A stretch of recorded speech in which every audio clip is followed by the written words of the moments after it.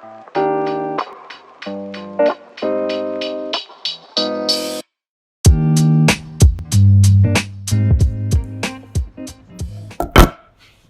ding, ding, ding, ding. My favorite podcast. Across my teeth. Julian podcast starts with, well, not that it exists anymore, but it used to start with this ding, ding, ding, ding music. We need to get a table for our podcast. There's a table right there. No, there's one that I can reach. Your chair is on wheels. But I don't like to move around. I can't think and move. Literally just like... Come closer, they can't hear you. Yes, they can. These things pick up from not very... I was talking from far and I had full volume then, it couldn't hear me. So you want me to talk like this? We got it both. I'm going to do an ASMR video. Welcome to our video. This is going to be slamming of NFTs. Okay. Don't say it too loud. Okay, welcome. Welcome back to my channel. Welcome to YouTubes. This is my fiance, Monica. I am your host, Joshua, Jay. You talk like we're doing a podcast. This is a YouTube video that they're just going to watch later. Welcome back to Joshua Jay's channel, you guys. Yeah, we're going to do a riff on NFTs. Monica's here with a gin. Don't tell them what I'm drinking. And I'm here. Oh, yes. She's not. There's no alcohol in the gin. And I've got some green tea because it's healthier than me. Okay, cool. So, Monica, where would you like to start with NFTs? Well, I think we should... With a preface of like just what they are. Because I think most people who watch your videos are like in the art world already, so you don't need to give too much. Okay, let me give like a general idea of what they are. Yeah, we don't need to bore them then. Yeah. So NFTs basically, you can think of it like, the Mona Lisa. So if I own... Please don't compare NFTs to the Mona Lisa. No, I'm trying to give it... so disrespectful. No, okay, so I'm just giving you the idea. So, like in the old art world days, in the gallery days, someone would buy a painting because of the artist's name, and they'd buy it because it's the only painting that exists. You say the old days like this wasn't like 2 years ago. Well, freaking gallery days. Anyway, yeah. I mean, they still exist. I suppose NFTs do still exist in the galleries. But you can think of it like, if it's like sort of owning, it's this idea of ownership. So if there's one painting and I buy that painting, then I own it and no one else can buy it. So they've taken that theory and now applied it to digital art. I struggle with that idea because in the real world you can't control C, so that's sort of where I think it differs from the real world. But the digital, that's like the definition of it. You can easily make a duplicate. Very easily, yeah. So and also I think the thing with real art, it's like the craft that went into that. When I say real, I mean traditional craft that went into that can't just quickly be replicated. So it's like you said, you can take like a photograph of the Mona Lisa or you can photocopy it, but it's not going to be the original thing. Yeah. And like where the whole concept of NFTs comes from, like you said, it's like owning a digital art piece. In theory, that's a cool thing because then as a digital artist, you can technically sell a piece and someone else owns it for great profit. But the problem comes in that it's not actually about the art. Yeah. It's about selling you like basically a URL that is a link to the picture. But it's not, the people selling them don't really care about the art. It's about getting you to invest in their cryptocurrency and then basically giving you something to spend it on. And the way people sell NFTs, like from what you've told me, it sounds like gambling, Yeah, it's a created market space. So like if I had a Pablo Picasso piece, that's worth heckin' lots. But if you have some random dude, whatever's piece, that's not worth that much as well. So you're right. It is about sort of the marketing side, like created community, which is what a lot of these NFT projects do, is they have like a marketing team who literally build a community and they build up hype. And it's basically building a following, building a business to come and buy these things. Yeah. It was interesting. So for myself, like we're gonna try and talk about. Well, I'm gonna talk about my own experience with them, and how fortunate I was in the bigger spectrum of it, and then some of our friends that have also participated in the NFT space. Yeah. This is not quite a debate, but just just to give people context, like I'm very anti NFTs.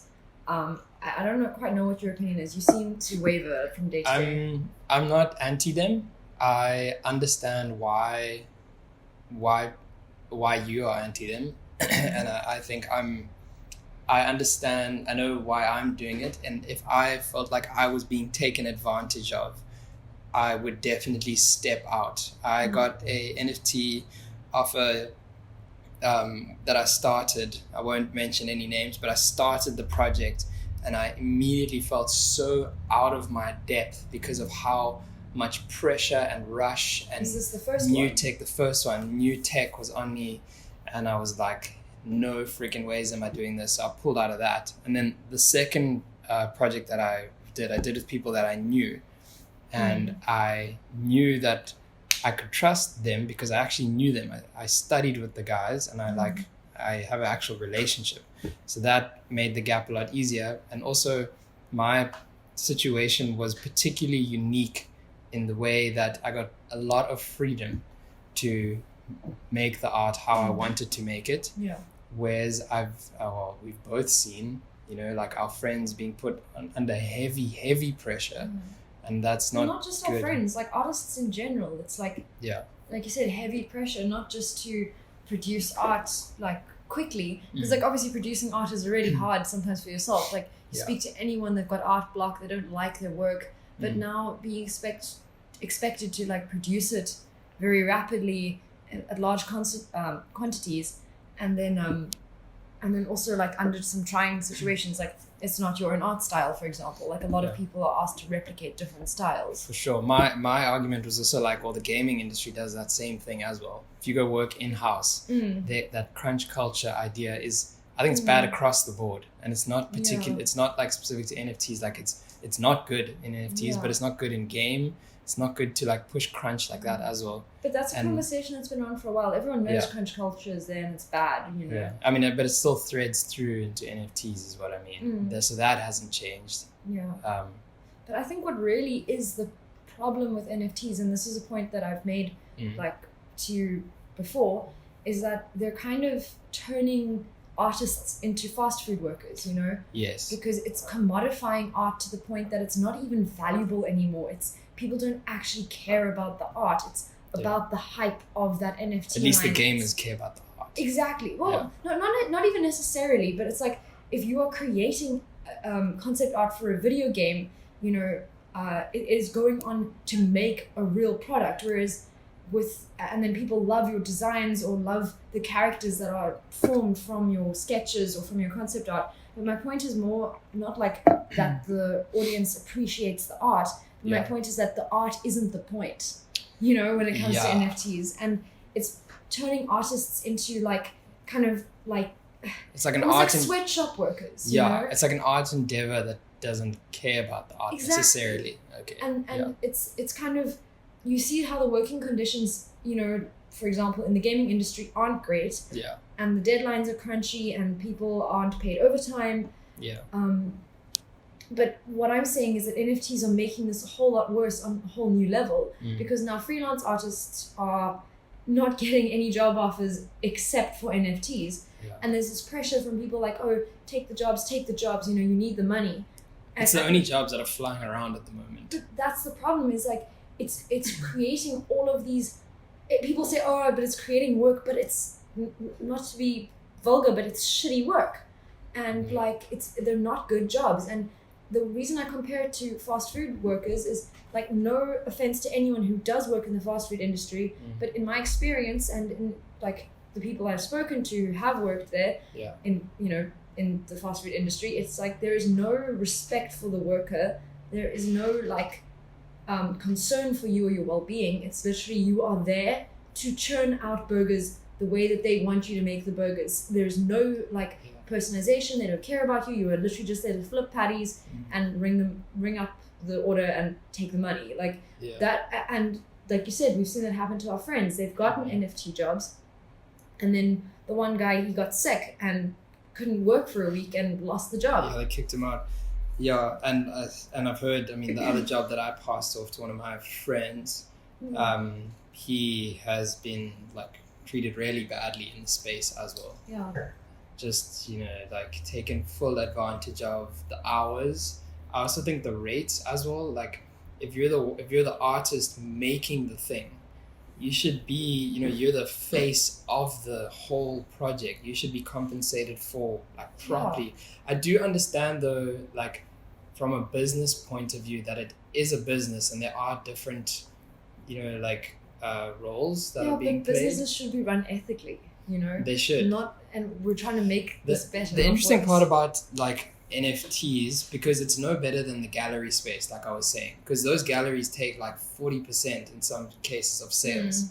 That's huge. Like that should not be true, but it shouldn't. But like it's just interesting because it's the same theory, but now the currency is being paid in, that's a made up currency, and it only exists because there's users who are participating in the network.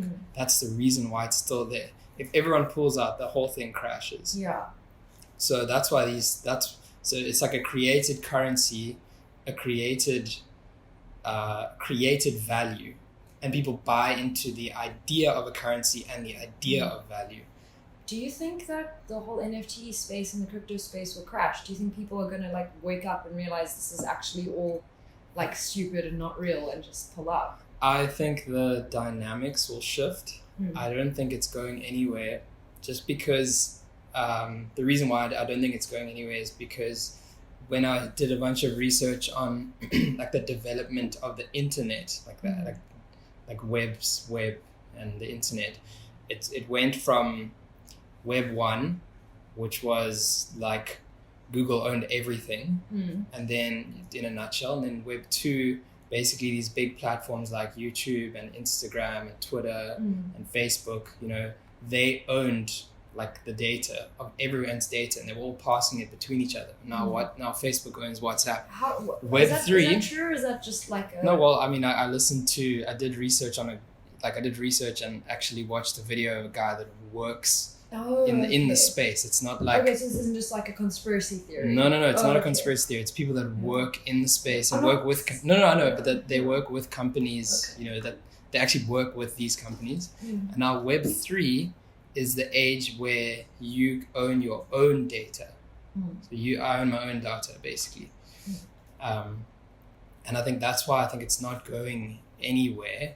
I think. What do you mean by Web 1, Web 2, and Web 3? I don't. It's just the ages of web. So like when web started in like in the 90s, like the golden age of the internet. Basically, they call it like Web 1 because it was the first stage, and then the dynamics shifted quite a bit because now, so these companies like Instagram and YouTube, whatever, are building their platforms on top of these.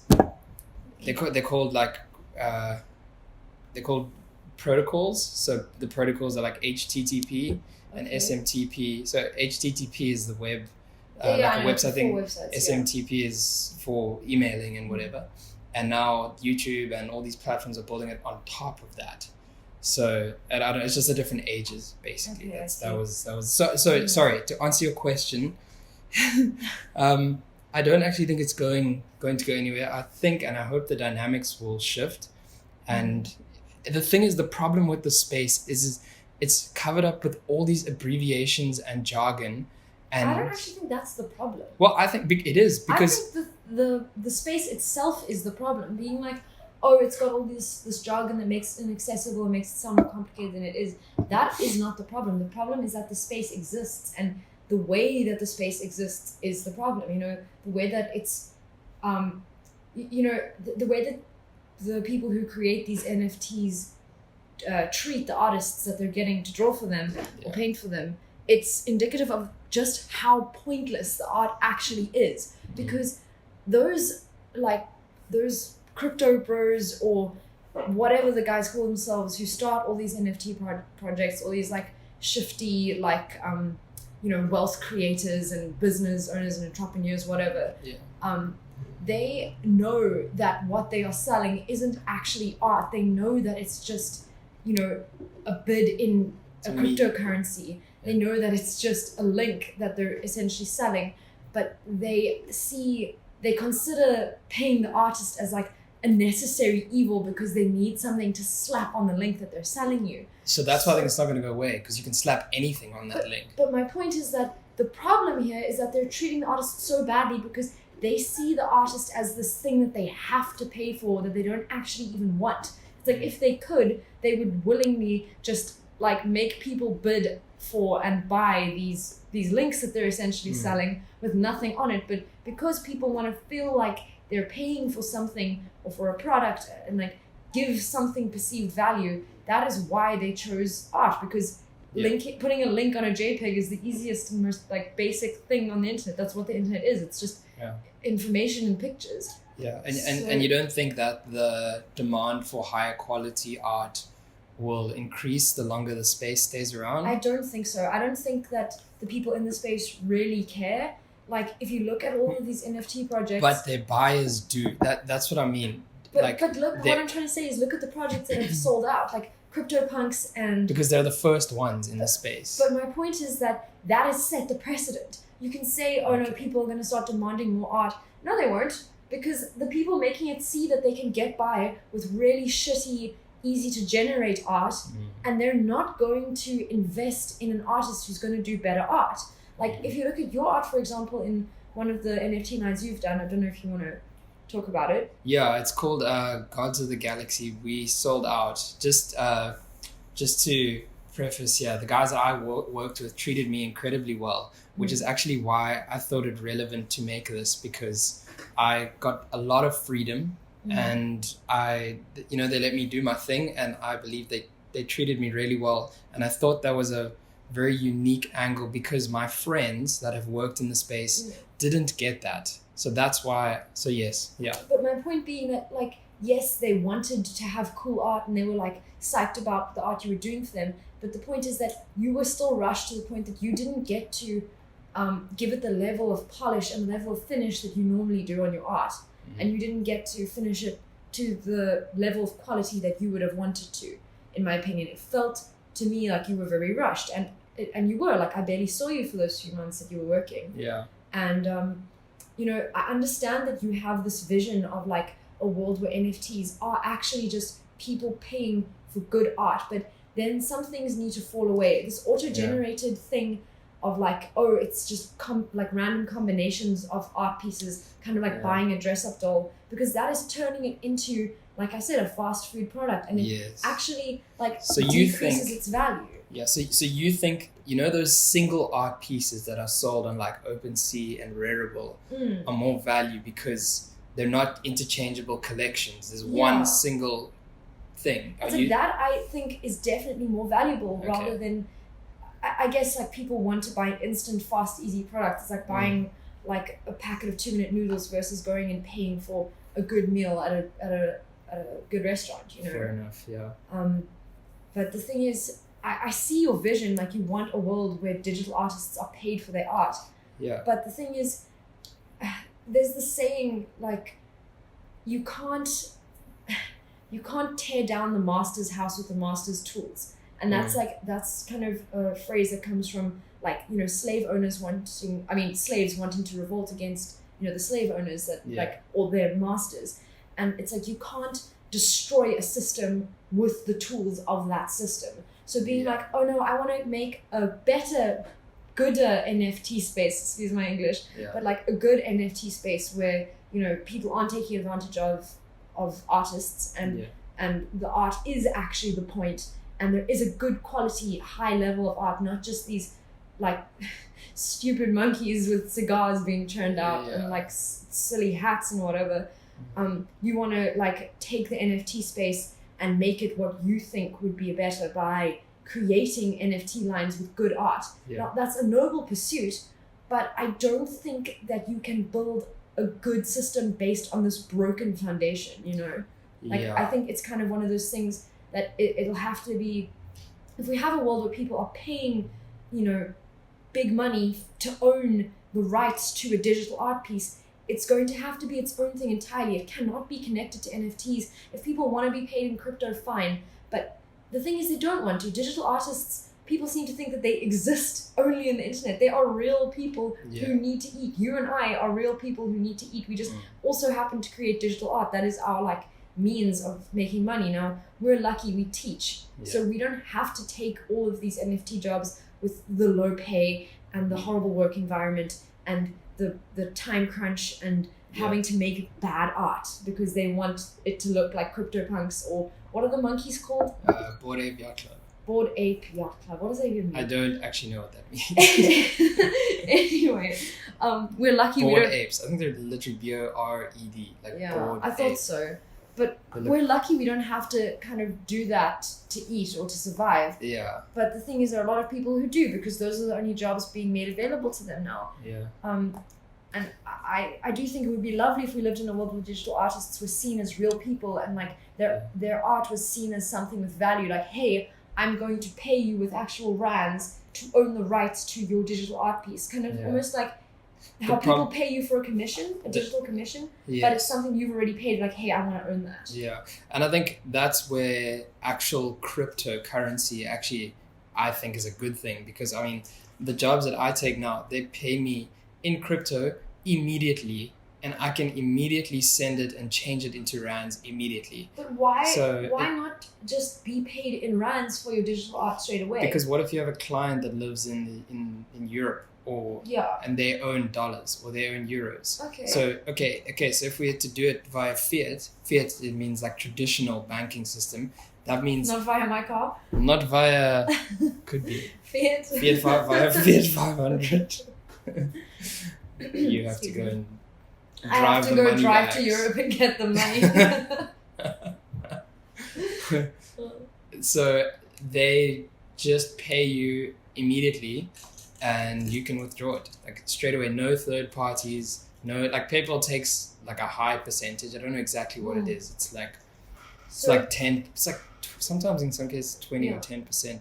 But it just means in that case, like maybe NFTs might go away, but I think the like cryptocurrency is actually quite alleviating in that way. Yeah, look, I don't think cryptocurrency is the problem. I think the kinds of people who are kind of drawn to that world, and if I'm offending said people, then like let them hear it. Honestly, if your morals are dodgy and you're like you're taking advantage of artists to make your money, then like I want you to feel uncomfortable. I'm not here to make people feel comfortable if they are doing immoral things. You know, for sure. And I think like if I think it's worth being said that if someone says something and it shakes your belief, it means that belief wasn't solid to begin with. You know. Yeah, and so sorry, a point I was getting at earlier is like if a digital artist, say not in the NFT space, wants to sell their digital art to someone or sell them the rights, like they are the owner now. Yeah.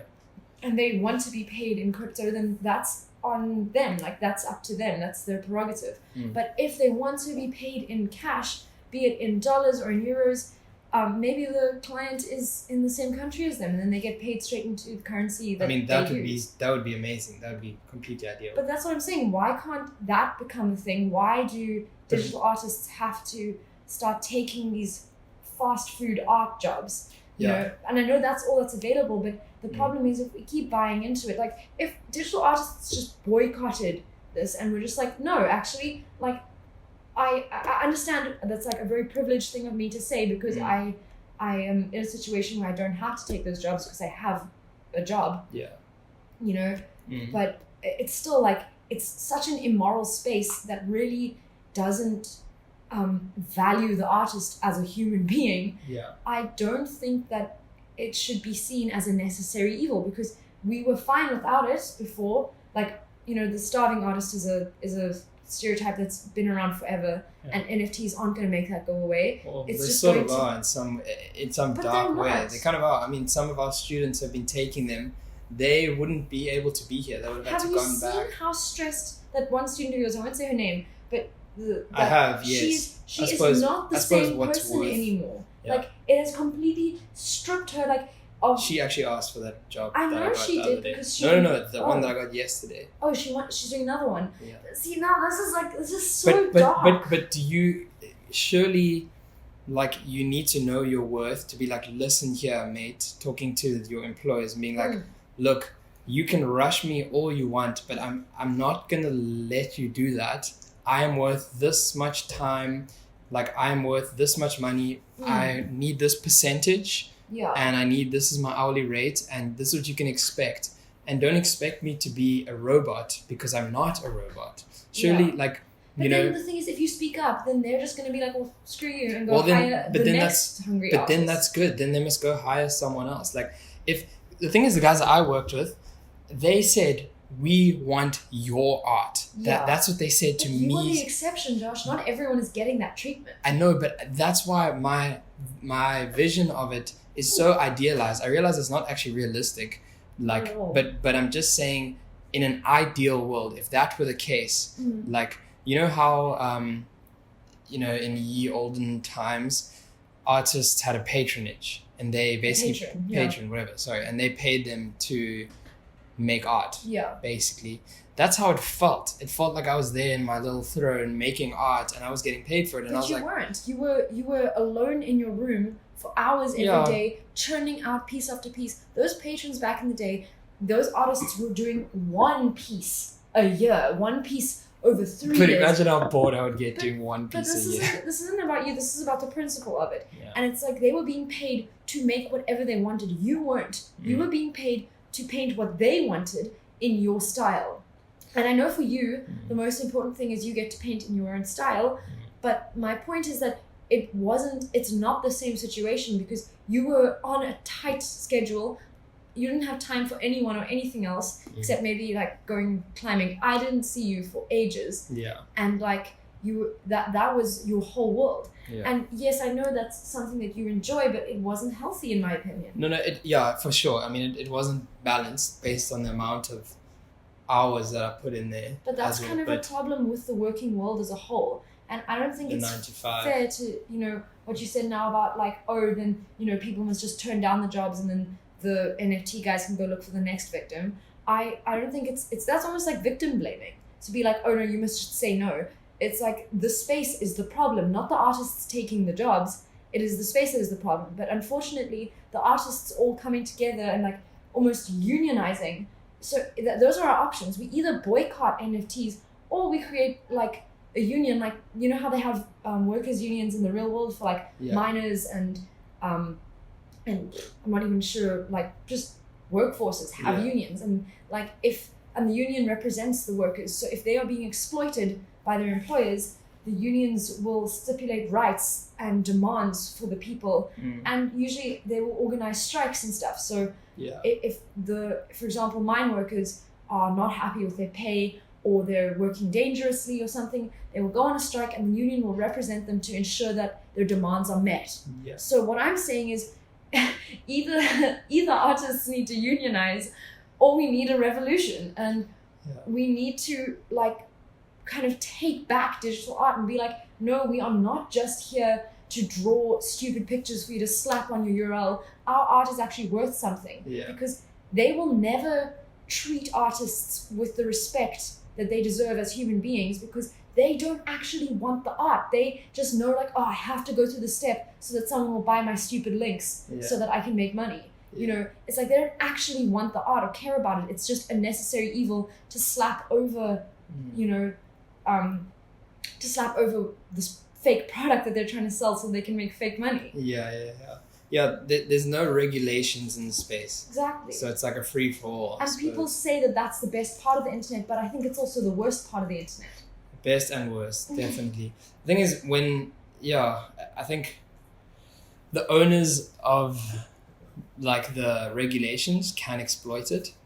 The owners of the regulations? So like the people who put the regulations in place, you know, like the people who regulate. Are you talking about the internet now or real world? I'm just talking about like in any system, you have power if you own, you know, if you say what goes and what doesn't go. Yeah. Do you know what I mean? So like the government, for example, the government says what goes and doesn't go, and they put in the law and whatever. Yeah. So they have the power to manipulate it to their will, which they do.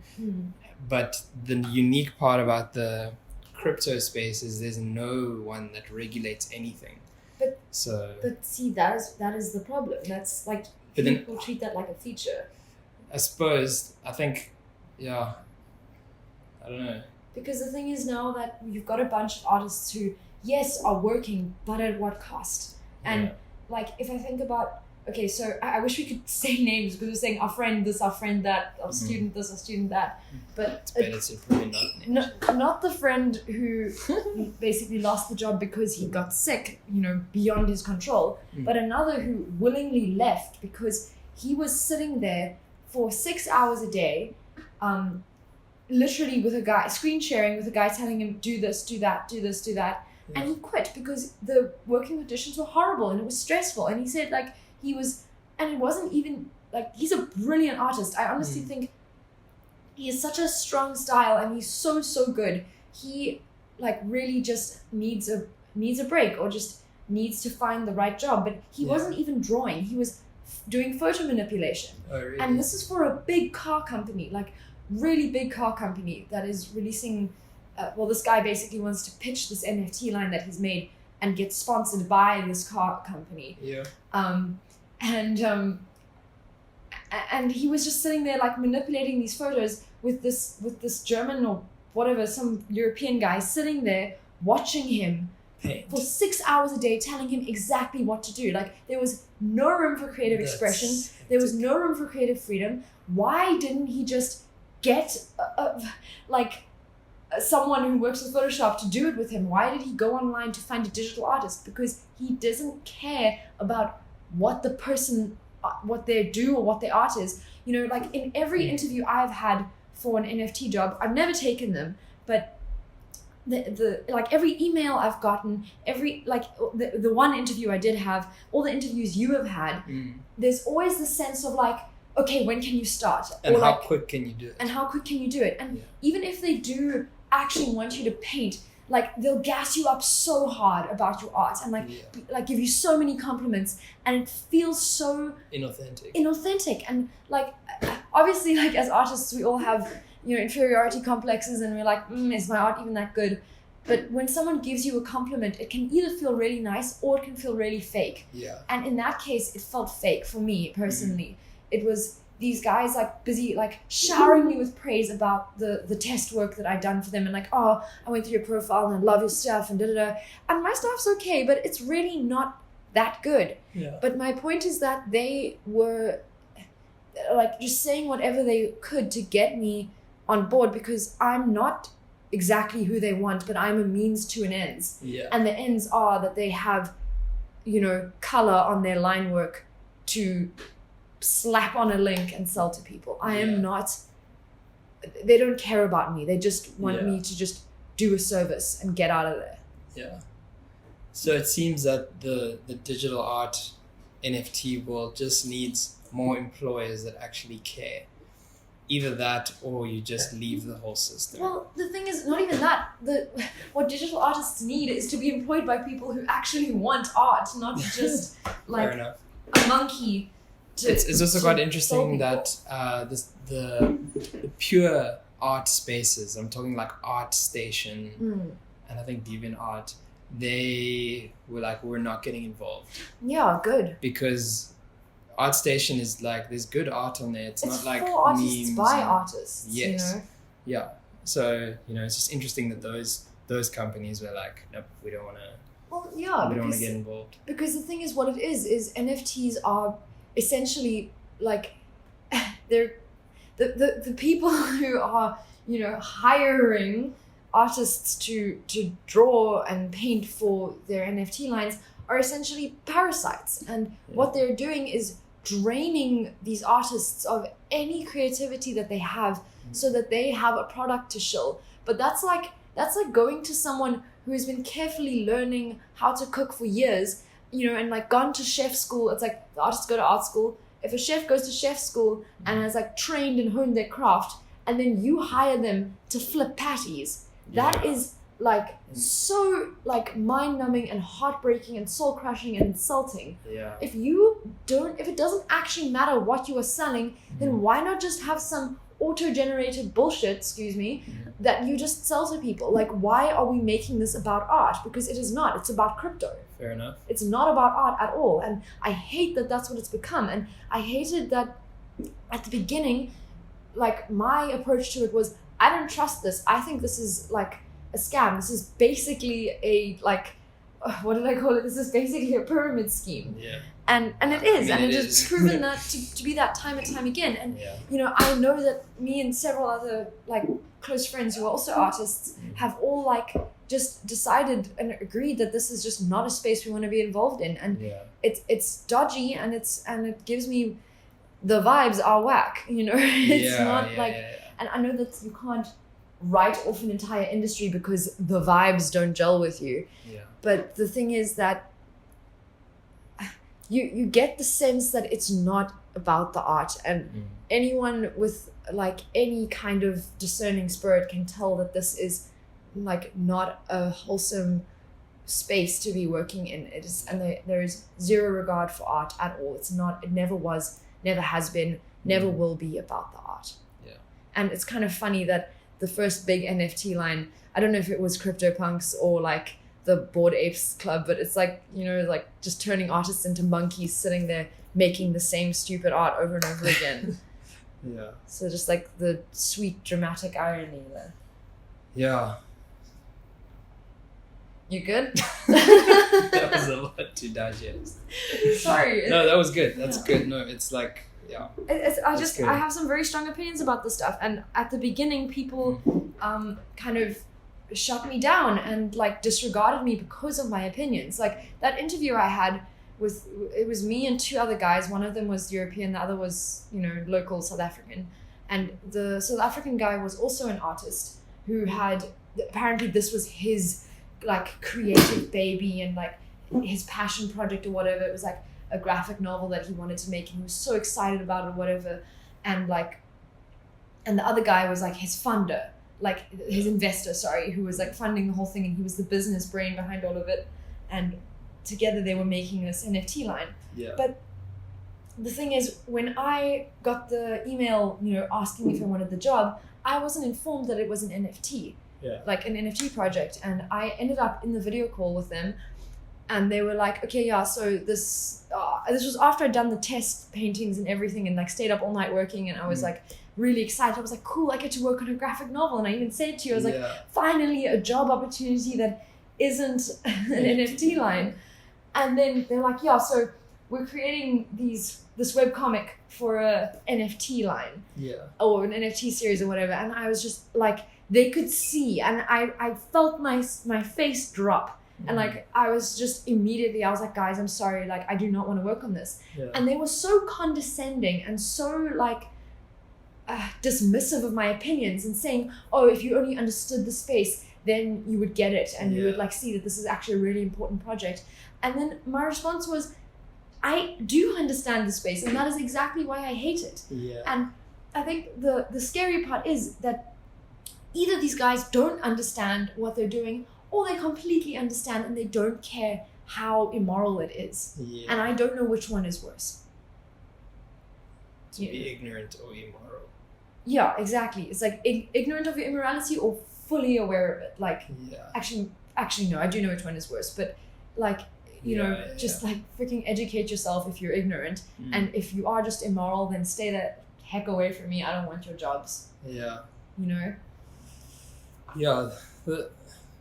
On paper, the NFT space is great because it talks about identity and ownership and whatever. But I think the way it's being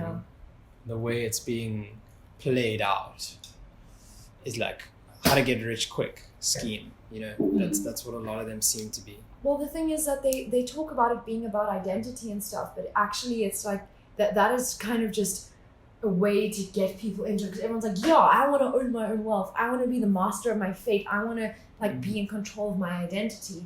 And it's like, oh, if I buy into this whole NFT ploy or scheme or whatever, then I too will own my identity.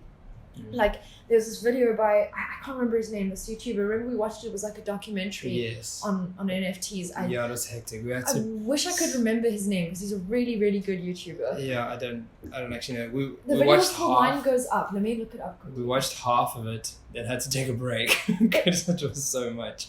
Because to us this is like emotional stuff. It's It's like it's really like this is our industry. This is our livelihood, and we're seeing that be completely disregarded. Okay, the guy's name is Folding Ideas. That's his YouTube channel name. Line Goes Up. Line Goes Up. I said that already. Yeah. But yeah, anyway, it was a very good video, very informative, and he also made a point of how much the people in this NFT community were like saying like, oh, you know, like having a profile picture is so like closed-minded and so like last century, like having an NFT as your profile picture, it like shows your identity and what you believe in. And like this was just so it was so mind-blowing and so like cringe that he like really could sit there and act like this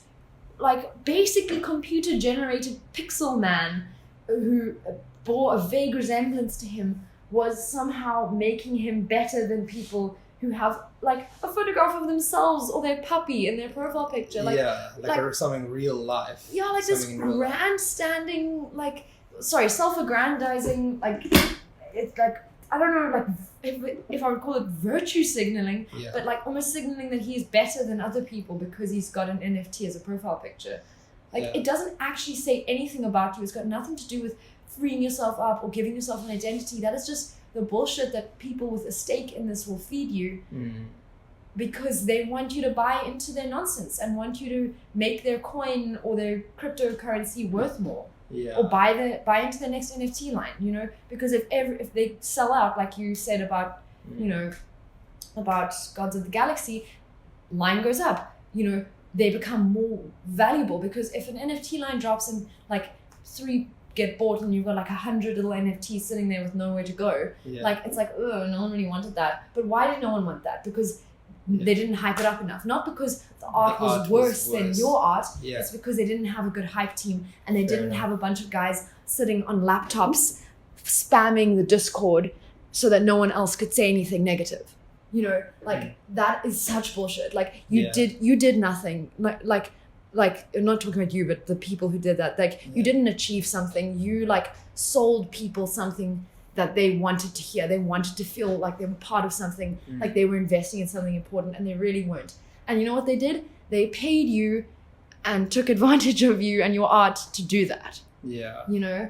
And like that sounds really harsh, but that's honestly an opinion. Like it's not fact, maybe someone can prove me wrong. Yeah. But it's like your art could have been replaced with just about anything.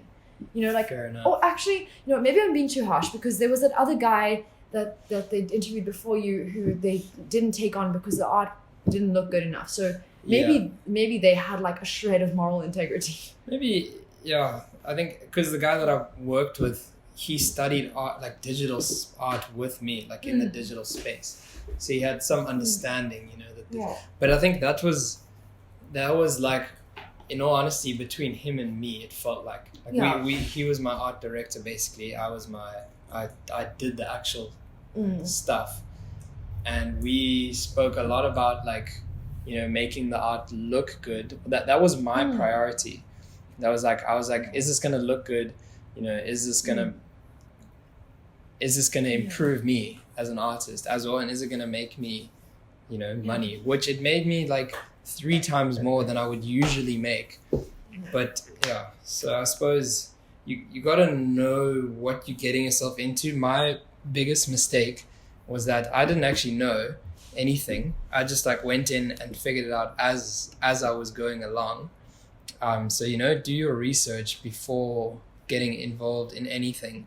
I probably wouldn't have changed anything. I definitely would have still done it just because I felt like, you know, I improved and I was like sort of respected. But I think from the examples that I've seen or that we've seen about our friends and, you know, like how they were treated, don't let yourself be treated like that.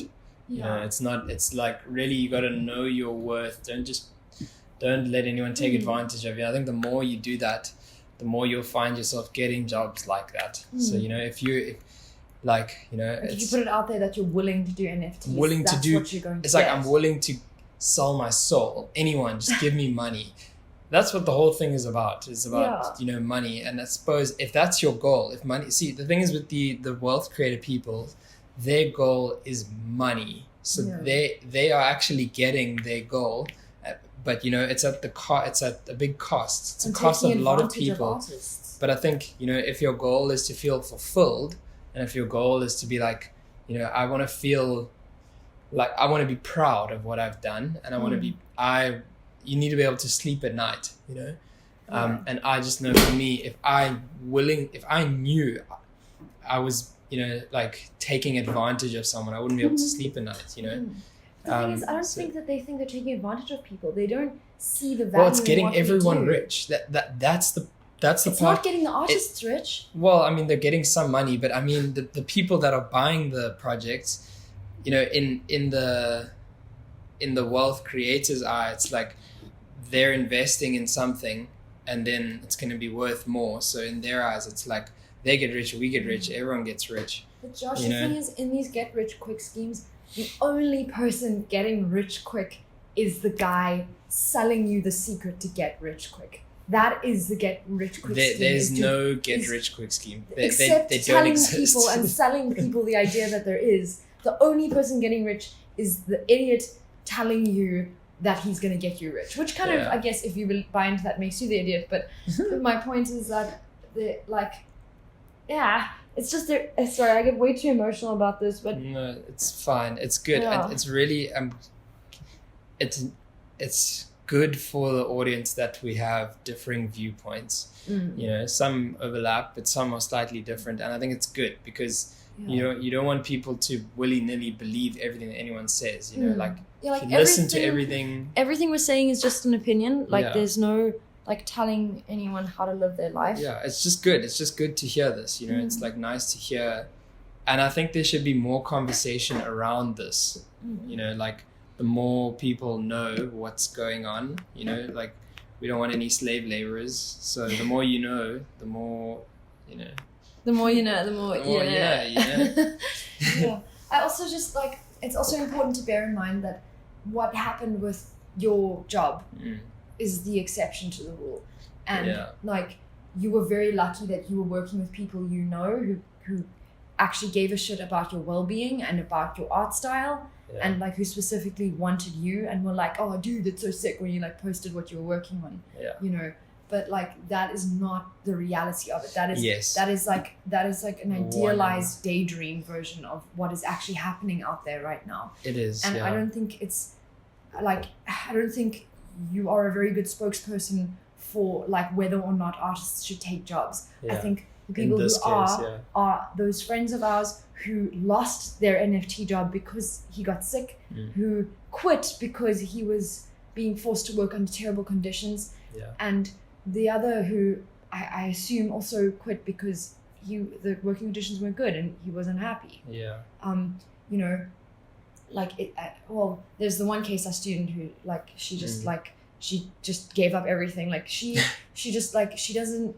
She's not even in class. She's never in class. She doesn't like dress up or do her makeup anymore. Not that that's important, but those were things that were important to her. Now she has no time. Her whole life is literally just sitting and making NFTs. And now that the one NFT job is done, she's like, give me the next one, because that's all she knows anymore. And like it is a bit of a hit of, you know, it's a rush, you know, and I think the problem is as well, like especially for artists who have a bit of an ego problem, you know, who like all they think about is like, oh, people are buying my art and looking at my art and seeing my art, like look at my art, look at me, give me attention. And it's like feeding your ego. But the thing is that the people buying your art will be like, oh yeah, looks so sick, whatever, but they don't actually care about the art either. No one cares about the art, so it's falsely inflating your ego and like stroking your pride. And it's like, so if that's basically all you're in it for, if you're in it for money and like lots of people looking at your art, then NFTs are just the thing for you. Like you go sell your soul, you go make NFTs. Like if that's all that matters to you, then go for it. But I think overall NFTs are bad for the art world and art community as a whole.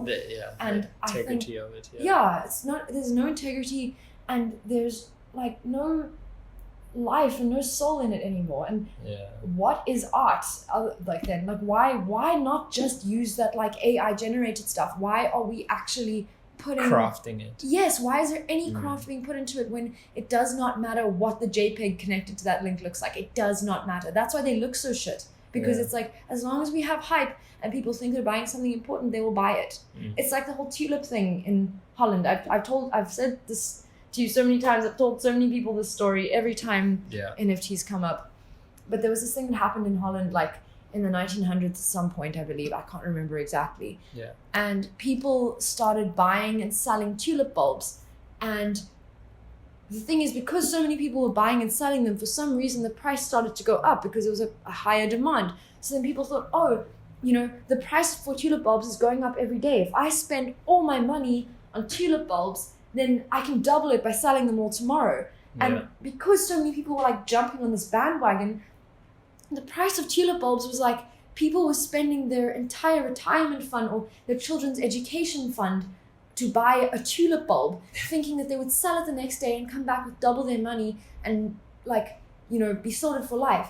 But then people realized like, this is like just a tulip bulb. And then it crashed because there was this bubble that inflated until it burst. And people realized that this perceived value for these tulip bulbs, they were nothing more than they were before. They were still just tulip bulbs. And now Dutch people love tulips, but not that much. Isn't it the same as like the currency now? Like you have pieces of paper that, you know, say what something's worth.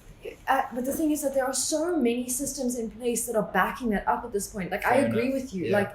Like, yes, money used to represent how much gold you had protected in the bank because trading physically in gold wasn't safe. Because it could easily be stolen. Whereas, okay, bank keeps my money safe. All I have is this little slip of paper saying that I have 100 grams of gold in the bank or whatever, you know, so this paper is worth to that. So if I give you this paper, this gold belongs to you in exchange for goods or services.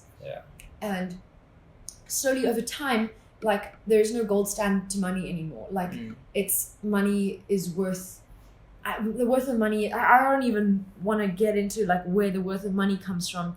But my point is that there are a lot of systems that back this up. It's like a country's... It's not necessarily going to go anywhere unless your country goes into bankruptcy. Yeah, I just don't... It's like these guys making cryptocurrencies are trying to tear down the master's house with the master's tools. They are like, okay, I don't like the way this money works, so I'm going to go make my own money. You know, it's like, oh, money is fake, so I'm going to go make my own money. Your money is fake too. Like... It's like fake money building on fake money. Exactly. It's like, I'm going to go off and use my internet money instead of your real money. Money is good in the sense that, like, if I want to buy something in the future, but I don't want to buy it now, that little piece of paper says, oh, you can buy this thing in the future. If you're talking about, like, physical assets, you know, whereas in ye olden times, I gave you a potato and you gave me, like, carrot that was fair trade. But that's different. That's bartering. That isn't the same. Yeah, but if we're talking about value, like store value, I'm talking about. Okay. Well, no. But even then, they would barter. Be like, you don't have any donkeys to give me right now, but you need potatoes. I have 100 potatoes. Yeah. I give you these potatoes. You owe me a donkey. Yeah. That's where IOUs came from. You know. So it's like, you don't necessarily need, you know, things to. You don't need things to actually, you don't need to give anything of value anymore. You just need to give a piece of paper that says it has value. Yeah. You know, so it's like, even if there were no services rendered or goods traded, you just hand over the slip of money and you can have anything you want. Yeah. So I think that is a system that is flawed, and that in itself needs to be taken apart, but that's a conversation for another day. Like maybe we should talk about that in the next podcast. This is not a podcast, it's a video. There's no camera. No, you don't have to have a camera for a podcast. When we're big, we'll get a camera. No, but what I'm saying, actually, a podcast is a live radio. Anyway, doesn't matter. My point being that, like, we're not going to talk about how to deconstruct capitalism and how money is fake and everything. The point is that NFTs equal bad. NFTs are turning artists into fast food workers. Don't take the NFT job. What if you want to work in fast food? That's very, very insulting to anyone who's actually had to work in fast food. No, I'm kidding. Yeah. No, look, it's like obviously like some people. Some people need it. Like the Yeah, students, the students that I've passed jobs up to, they, you know, it's like they're stressed as heck now. But you know, I suppose But at least they're making their money. financial situation is better, and maybe they can stop now and, you know, use that money to invest elsewhere, so they They're don't have to be students. stressed What out. are they going to invest in? What does a student know about investing? You invest in crypto. No, do not invest in crypto. Well, you know, like that's what you got to decide what you want to invest in. Stocks basically works the same way as, you know, things go up and down. So anyway, but let's not get into what to invest in because we don't know anything about that. This was the first episode of Joshi and Monica argue about something for 45 minutes.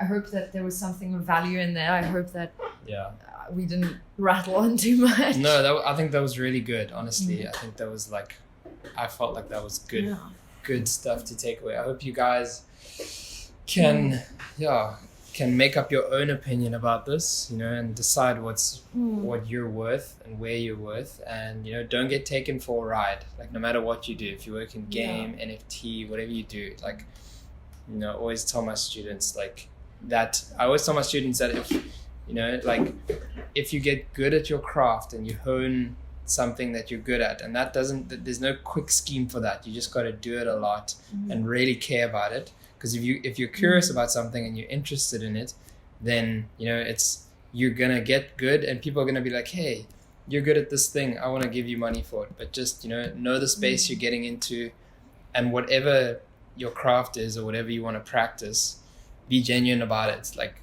do it because do it, you know, if no one would see it, would you still do it? That's kind of how you know. So what should we argue about next time? Okay, Yeah. bye. Okay, bye.